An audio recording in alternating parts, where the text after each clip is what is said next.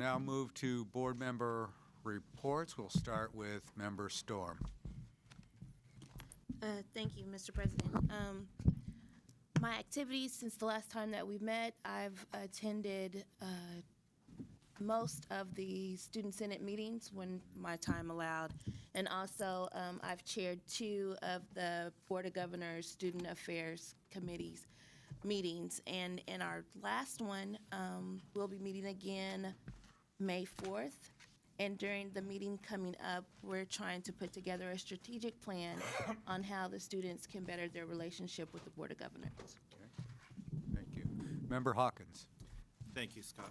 I'd like to remind everyone that the deadline for the Classified Employee of the Year is March 15th, and that we need to encourage all of your districts to have a nominee submitted by the Board of Trustees. Thank you very much, and everyone have a safe trip home.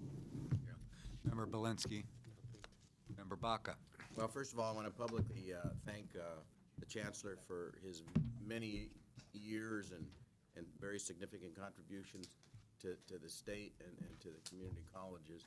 I could say that it was a surprise today, but we knew you had prepared us. So, but nevertheless, you've set the bar high, and we are gonna really need to work at getting an equivalent replacement. Well, something that approaches anyway.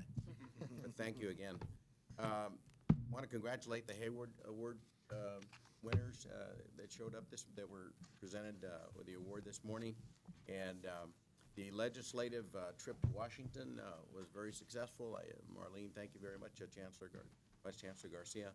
And of course, you know, this another indication of the Chancellor's skill and ability as we went through all those offices. You know, it was very smooth because of your leadership in that. I will be meeting with the Orange County and Orange and LA County Veterans Advisors next week, next Friday. There are a couple other veterans-related events that I'll be attending this month, and I'm still looking very much forward to bringing together our veterans program under the foundation in the near future. And just lastly, you know, with regard to the presentations this morning, I think it's increasingly important for us to really bring greater and greater attention to the career tech area, and so agendizing it and doing some things that establishes it as a major goal, a major effort by this board, I think is important. Okay, great. Member Yang. During the last cycle of the past months, I went to 2 of the Student Senate meetings, as well as attended 2 of the Student Affairs Committee meetings. So. Great. Member Baum. Sure, a couple of things. One is the February surprise is exacting real pain on the local level at local districts, and our students and our faculty are feeling it, and so I want to make sure we're always mindful of that, because we've had to make some very difficult decisions that have led to very painful conversations at the local level.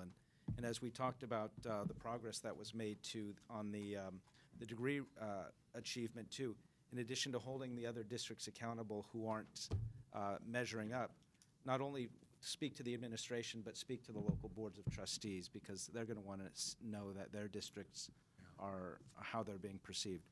My last comment, I can take the privilege as well to say 2 of the people who are most responsible for my involvement with the community college system are in this room right now. Jeanette Mann, my colleague on the PCC board, and I want to acknowledge her leadership of the local trustees and acknowledge that. And then Jack Scott, who I first met with when I first became engaged about 11 years ago.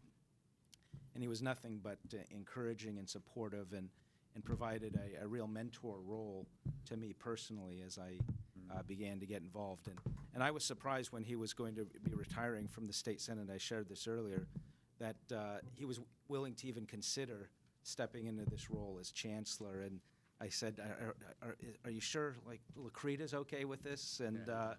And so then I've taken every day that he's been willing to serve in this, when he had earned every right to be retired and enjoying his grandchildren and his retirement, to have devoted 3.5 years. Every day has been a gift to the students of California in his leadership. And so I wanted to acknowledge that publicly and say how meaningful that is.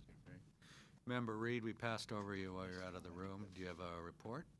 I'd like to use my time just to address the issue of this CTE issue. I work with a lot of employers, and you know, they say 70% of the jobs are created by the small business community. And one of the issues that is not so much the training, but what we're facing is a work ethic among these younger employees that just doesn't seem to be up to what we consider a high standard. And the other thing is, we cannot get our employees through the drug test. And we have some really serious issues that Jonathan spoke to about employment in California, about, you know, that it goes further than just job training, and talking about the workers' comp regulations for employers, the potential health costs of employing people in the future now that's on the table. And I think it's going to have to be more of a collaborative effort than what it's been in the past. And I think too often these advisory committees that I've sat on at the community college level are not taken as seriously as they should be. The faculty, it's more of a presentation type of approach rather than rolling up the sleeves and really working within the communities we serve. That a number of these institutions kind of work independently of the communities that they're involved in. And I'd like to see more of an outreach from both the employer standpoint as well as the college standpoint, that, you know, this is an investment in our future, and we just have so many young people. And we didn't address this today because the issue is so broad, but I'm really concerned about this underemployment issue. I talk to a lot of students that are graduates of schools like USC and all that are not working in their discipline that they earn their degrees in because they can't find employment at that level. So I hope that we can revisit that issue in the future. I just think there's so many things that we could be doing that we're not doing. And in conclusion, one of the areas is in the faculty, and I know the Faculty Association is very concerned about full-time faculty, but there are a number of disciplines that there just aren't enough course offerings to have a full-time instructor, and so we don't offer a course. Like in my area, we really need welders that work on the dairies and the like, but there isn't enough to warrant a full-time faculty member to just teach welding. And so I think there's areas that we have imposed upon ourselves that limit our ability. And we have a lot of associations like the Nursing Association that makes it very difficult for a nurse to become an instructor at a community college because of the standards that they impose on their requirements. So I think it's a shared responsibility, but I really wanted to take my minute or two about my passion for this. So thank you. Okay. Also, Board Member Reed, as usual, is quite modest. You all should know that Gary is being honored this Saturday by Porterville College as the Alumni of the Year, or it's Lifetime Achievement. I can't remember which one, but that's a good one, yeah. But quite an honor for our colleague for his service over the years. Member McDougall? No report. Okay. Member Ramos?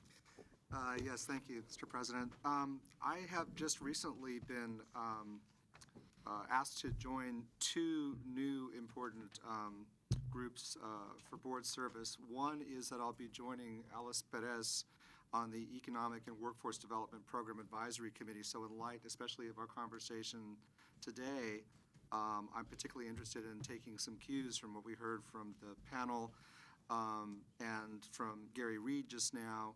I was particularly intrigued with the comments by Tim Rainey and Vice Chancellor Ton Quinlivan about the effort now to partner with federal sources around regional pilots. I think that's a very promising approach, and I think the attention to the issues that Gary has raised, I think, is a really strong reminder that it's a broader agenda than traditionally how we've typically approached that work. So I'm anxious to get into that important conversation. Secondly, at the encouragement of our board president, Scott Himmelstein, I have been working with Fred Harris and Dan Estrada of the Chancellor's staff in recent months on a Chancellor's Office independently operated utility company partnership that has been in place for several years. And through that dialogue, we have now developed a multi-point strategy for more intentionality around programming. One of the issues that I mentioned last time is the development of a new awards program that is going to take shape in May at our meeting then, that will look at, leading campus efforts, district efforts, and faculty, staff, and student efforts around sustainability in the energy context.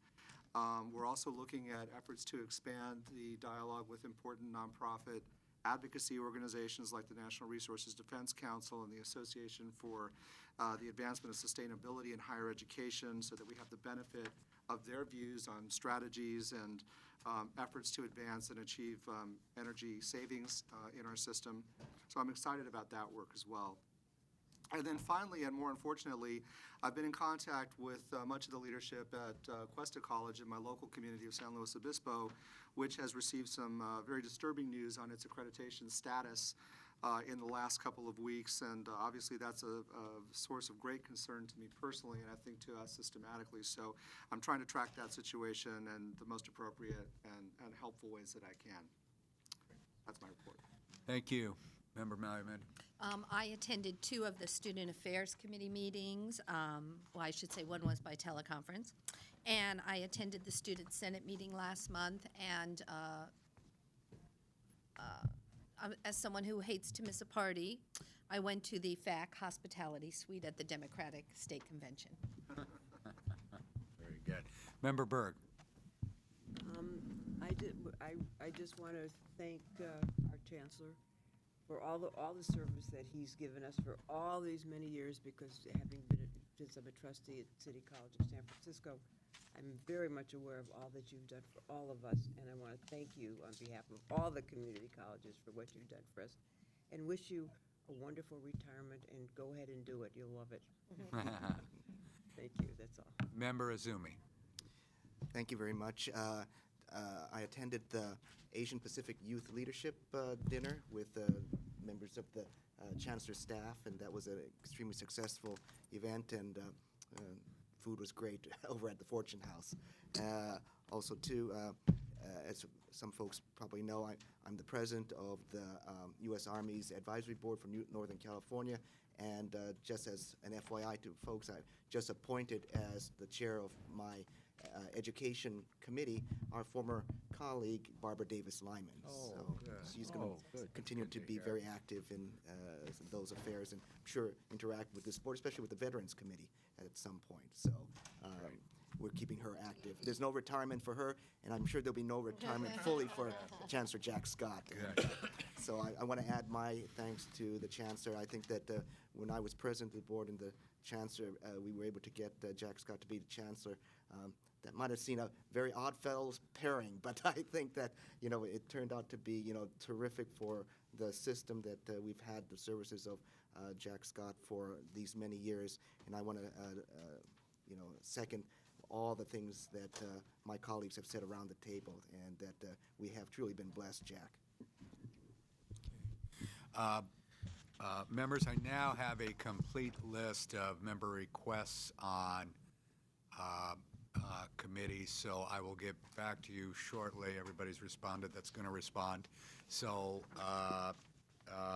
that's shaping up. As Member Ramos mentioned, I did go ahead and appoint him to the Economic and Workforce Committee, as they have some pressing business coming up. Members Storm and Yang on the Student Affairs committees, and Member Azumi to the Foundation Board. The others I will get to you shortly. Vice Chancellor Garcia, you're going to give us our marching orders. Okay. Thank you, everyone, for agreeing to stay after your board meeting to participate in our annual Board of Governors Advocacy Day, and of course to our friends in the audience who will be joining us. Just a couple of announcements. Board members, you already have your packets that include meeting schedules and your team members. That will be updated. Sandy Jacobson will get you an updated list. There are some minor changes because of scheduling changes, but for the most part, it's pretty much what you have in your packet. For those in the audience, if you haven't picked up your packets yet, please do that as quickly as possible on the 3rd floor in the executive conference room right in front of the elevator. And what I encourage you to do, because we are running a little short on time, get your packets, go to the 4th floor, pick up your lunch, try to find your team members and see if you can gather with them to have your quick bite for lunch, and then meet back here in this room at 12:15. It might be 12:20 by the time you really get your lunch and get with your group. So we'll be flexible, but try to get back here as quickly as possible. We do have 2 guests from the legislature that will be joining us and giving us a legislative briefing, budget briefing, and the messaging will be on budget today. So we'll be pretty focused on that topic this afternoon. So thank you for joining us, and question. We have a gap in the schedule, so are there any hearings or committee meetings going on in the Capitol that we might be interested in going to? Not that I'm aware of today, but you can pop into offices of folks you know and use that time as you choose. So- Okay. So Marlene, our presenters are going to be here at 12:20? They're going to be here at 12:30. 12:30. But Okay. what Dan Troy and I wanted to spend a few minutes going through some advocacy tips, but more importantly, focusing on the messaging. You have your messaging document in your packet, but to really hit on the themes that we think will help, convey our message in the legislature. Okay. All right, everyone. Thank you. Meeting is adjourned.